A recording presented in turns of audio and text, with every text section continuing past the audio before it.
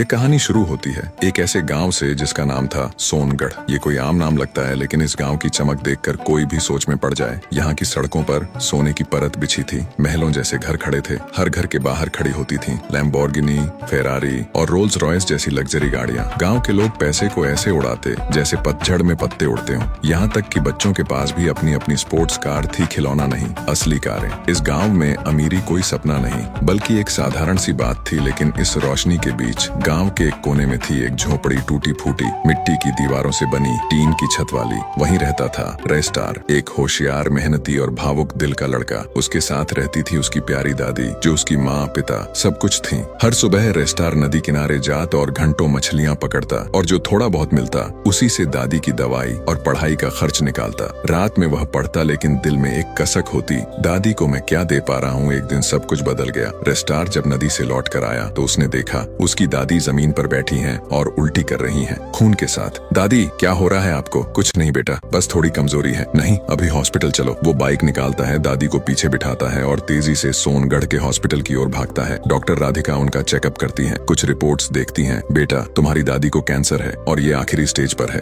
अगर जल्द ऑपरेशन नहीं किया गया तो उन्हें हम नहीं बचा पाएंगे। रेस्टार का दिल धड़कना बंद कर देता है। डॉक्टर, कितना खर्च आएगा? डॉक्टर चुप हो जाती है, फिर कहती है, कम से कम 1 करोड़ रुपए लगेंगे। फटते हैं। 1 करोड़! उसके लिए तो ये रकम सपने से भी बड़ी थी। उसे याद नहीं कि उसके पास आखिरी बार 1000 रुपए भी एक साथ कब थे। वो चुपचाप अस्पताल से बाहर आता और समुद्र किनारे जाकर बैठ जाता है। हे भगवान, मेरी दादी ने कभी किसी का बुरा नहीं किया, उनकी सेवा ही मेरी जिंदगी है, कृपया कोई रास्ता दिखा दो। तभी एक हल्की सी घंटी की आवाज आती है, टन टन टन। रेस्टार चौंक कर देखता है। वो नीचे उतरता है और पूछता है, बेटा तुम इतने उदास क्यों हो? रेस्टार रोते हुए सारी कहानी सुनाता है। वो बुजुर्ग मुस्कुराते हैं, अपनी जेब से एक चमचमाती थैली निकालते हैं और कहते हैं, ये लो, इसमें 1 करोड़ रुपए हैं, जाकर अपनी दादी को बचा लो, और जब कभी किसी और को जरूरत हो उसकी मदद करना मत भूलना। रेस्टार कुछ कह पाता उससे पहले ही वो आदमी और हिरण हवा में गायब हो जाते हैं। अगली सुबह रेस्टार भागता हुआ हॉस्पिटल पहुंचता है, नर्स को पैसे देता है और कहता है, अब ऑपरेशन कर लीजिए,